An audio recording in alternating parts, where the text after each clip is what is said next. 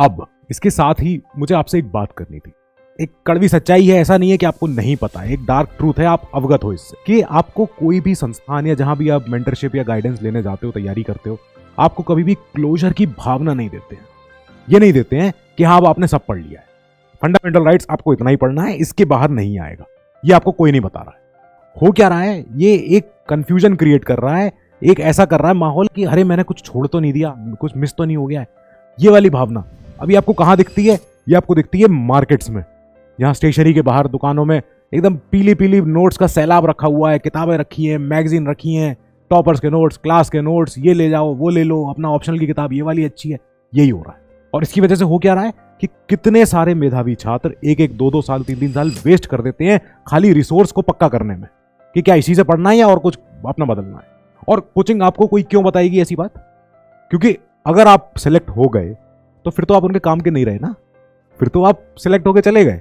पर अगर आप जहां सेलेक्ट नहीं हुए वहां आप वापस आओगे, कभी कोई मेंस का एग्जाम लिखवाने में, आंसर राइटिंग, कोई टेस्ट सीरीज, कभी कोई ऑप्शनल लेना है, कुछ और लेना है, आओगे, वहां आप उनके लिए प्रॉफिटेबल हो, वही होगा।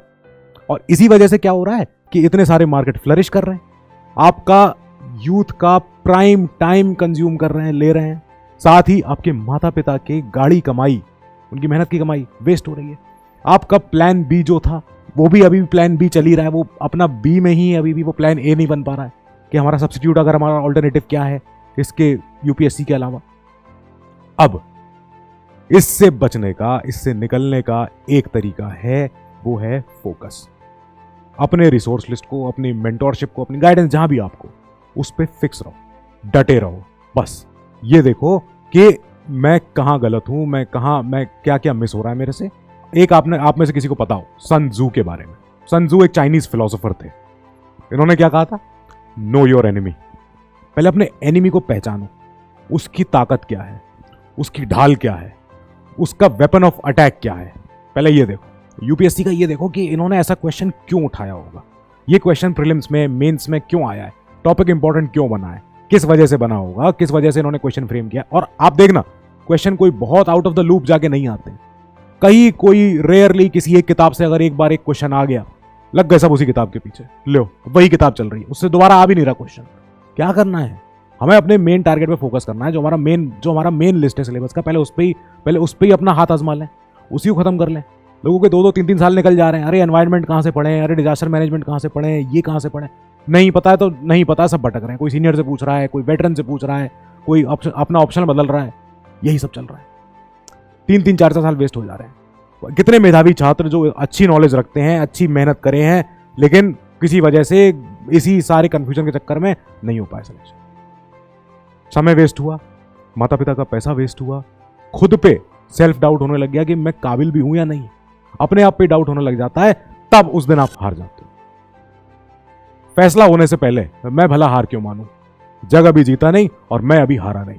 पर जिस दिन आपने खुद से हार मान ली, you are done, you are finished, उस दिन छोड़ देना पढ़ाई, उस दिन कह देना अब मेरे से ना हो पाएगा, करूंगा जो करूंगा, जो लाइफ दे अब देखी जाएगी। अगर वो दिन आ चुका है तो फिर छोड़ दो। पर अगर वो दिन नहीं आया, अभी भी आपके अंदर आग बाकी है, सुलग रही है, आपको पता है कि आपको अपनी फैमिली का स्टेटस बदलना है, ऊपर लेके जाना है, तब आपके लिए सलाह मेरी यही है कि अपने एक बुक लिस्ट पे, एक रिसोर्स की लिस्ट पे फिक्स रहो, यूपीएससी को समझो, एग्जामिनर का पॉइंट ऑफ व्यू देखो, और ये देखो कि इन्होंने ये क्वेश्चन क्यों पूछा है, और अगर ये पूछा है तो ठीक है, इनका सिलेबस यहां जा रहा है, अब इस सिलेबस के अकॉर्डिंग मेरी तैयारी यहां हो चुकी है, मुझे भी ये और करना है, अब मैं इसको कैसे करूंगा देखता हूं, एक स्ट्रेटेजी बनाता हूं, उसके बाद मॉक टेस्ट दूंगा, अपना डेटा एनालाइज करूंगा कि क्या मेरा इंप्रूवमेंट हो रहा है कि नहीं। अगर मार्क्स में इंप्रूवमेंट हो रहा है, अगर क्वेश्चन सॉल्व हो रहे हैं, ठीक है, नहीं हो रहे हैं, तब मैं अपनी स्ट्रेटेजी में तीसरा, चौथा, 5वां गियर लगाऊंगा, देखता हूं लेन बदल के इस बार डायरेक्शन क्या मिलती है, नहीं।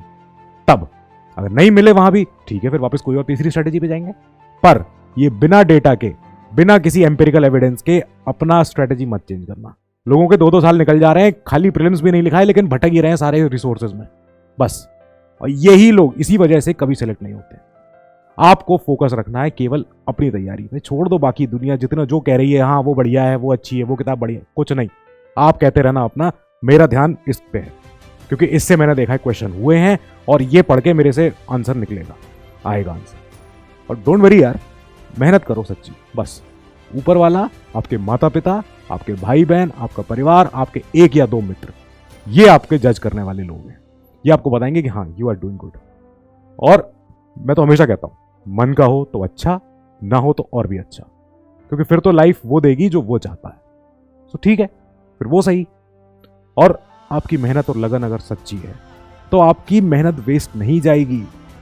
आप करोगे, चमकोगे, माता पिता का नाम रोशन होगा। और वो खुशी ना, उसकी कोई कीमत नहीं है उनके चेहरे की स्माइल की। सो ठीक है, अपनी मेहनत करते हैं, हम यहाँ फोकस रखेंगे, निकलेंगे।